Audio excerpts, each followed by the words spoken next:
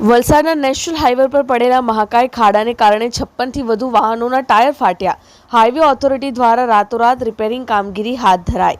વલસાડ જિલ્લામાં 2 દિવસથી સતત વરસાદ વરસી રહ્યો છે અને વલસાડના નેશનલ હાઈવે, સ્ટેટ હાઈવે તેમજ શહેરી રસ્તાઓ પ્રથમ વરસાદમાં જ ખખડધજ બન્યા છે, જેને કારણે અવારનવાર અકસ્માતની ઘટના ખૂબ જ વધી ગઈ છે. ત્યારે વલસાડના પાનેરા નેશનલ હાઈવે પર આવેલ જૈન મંદિર સામેના નેશનલ હાઈવે પર મહાકાય 2 ખાડા પડી જવાથી 56 થી વધુ કાર, પિકઅપ ટેમ્પો તેમજ ટ્રકોના ટાયર ફાટવાની ઘટના બની હતી. આ ઘટનામાં કેટલીક કારોના ટાયર ફાટ્યા તો કેટલીક કારમાં ડિસ્ક બેન્ડ થઈ તો કેટલીક કારોના મેકવ્હીલ પણ તૂટી જવા પામ્યા હતા. આ મહાકાય ખાડામાં વાહનો પટકાતા 50 થી વધુ વાહનો નેશનલ હાઈવે પર થંભી જવાને કારણે ટ્રાફિક જામ સર્જાયો હતો. આ ટાયર ફાટવાની ઘટના 4 વાગ્યાથી લઈને મોડી રાત સુધી યથાવત રહી હતી. જોકે ઘટનાની જાણ સ્થાનિકોને થતાં તેમણે વલસાડ રૂરલ પોલીસ અને હાઈવે ઓથોરિટીને ઘટનાની જાણ કરી હતી.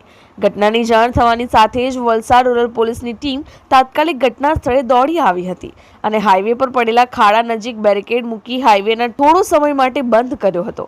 જોકે કલાકો વીતી જવા પછી હાઈવે ઓથોરિટીની ટીમ ઘટના સ્થળે દોડી આવી હતી અને ત્યારબાદ રસ્તા ઉપર પેવર બ્લોક તેમજ ડામર મૂકીને રસ્તો રિપેરિંગ કરવાની કામગીરી હાથ ધરી હતી. આ કામગીરી દરમિયાન નેશનલ હાઈવે પર અંદાજિત 1 કિલોમીટર સુધી ટ્રાફિક જામના દ્રશ્યો સર્જાયા હતા. જોકે આ ટ્રાફિક જામને સામાન્ય કરવા વલસાડ રૂરલ પોલીસની ટીમ ઘટના સ્થળે ખડે પગે તૈનાત હતી. આ નજીક આવેલા પંચરની દુકાનના સંચાલકે 56 કારોમાં ટાયર બદલીને સ્ટેપની ટાયર ફિટ કરવા તેમજ ફાટેલા ટાયરોમાં પેચ કરવાની કામગીરી કરી. આ સિવાય મોટા વાહનો તેમજ અન્ય કાર ચાલકોએ અન્ય પંચરની દુકાનો ઉપર પોતાના વાહનો રિપેર કરાવ્યા હતા.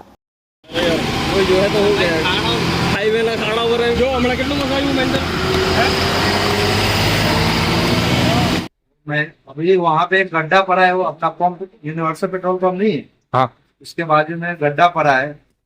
मैंने लगभग 4 बजे से लेकर अभी तक 56 टायर का मैंने रिपेयर किया, मतलब स्टेपनी भी डाला और जो ज्यादा फट गया था उसका पेच ट्यूब डाल के मैंने काम करके दिया. लगभग 56 होगा. અમારી લાઈવ ન્યૂઝ 24 ચેનલને સબસ્ક્રાઇબ કરો. બેલ આઇકોન દબાવો જેથી આવનાર ન્યૂઝ અપડેટ્સની નોટિફિકેશન આપ સુધી સૌથી પહેલા પહોંચે.